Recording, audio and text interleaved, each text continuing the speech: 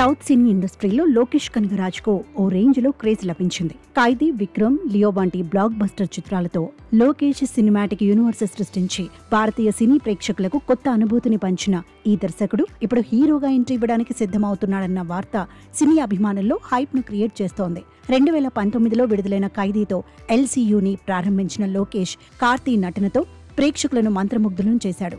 ఆ తర్వాత 2022లో విక్రమ్తో కమల్ హాసన్, విజయ్ సేతుపతి, ఫహద్ ఫజీల్ వంటి స్టార్స్తో థియేటర్లను షేక్ చేశాడు. 2023లో వచ్చిన లియోలో విజయ్తో మరోసారి బాక్స్ ఆఫీసును రగిలించాడు. ఈ 3 చిత్రాలు కేవలం వినోదాత్మక చిత్రాలే కాకుండా ఒక కనెక్టెడ్ యూనివర్స్ లో భాగంగా ప్రేక్షకులకు కొత్త అనుభవాన్ని అందించాయి. ఎల్సీయూలో తదుపరి చిత్రాలైన ఖైదీ 2, Vikram returns, Benz, stand loan Rolex కోసం అభిమానులు ఆసక్తిగా ఎదురుచూస్తున్నారు.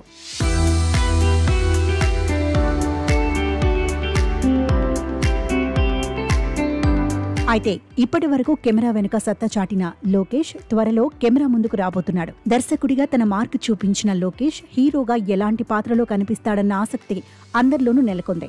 అరుణ్ మాతేశ్వరన్ దర్శకత్వంలో రూపొందే ఈ చిత్రం కోసం లోకేష్ మార్షల్ ఆర్ట్స్ లో శిక్షణ తీసుకుంటున్నాడని తెలుస్తోంది. ఈ చిత్రం ఎల్సీయూలో భాగమా లేక వేరే చిత్రమా అన్నది ఇంకా స్పష్టత రాలేదు. కానీ లోకేష్ తనదైన స్టైల్లో స్క్రీన్ పై మ్యాజిక్ చేయడం ఖాయమని అభిమానులు భావిస్తున్నారు. ప్రస్తుతం సూపర్ స్టార్ రజనీకాంత్ తో కూలీ చిత్రంలో లోకేష్ కనగరాజ్ బిజీగా ఉన్నారు.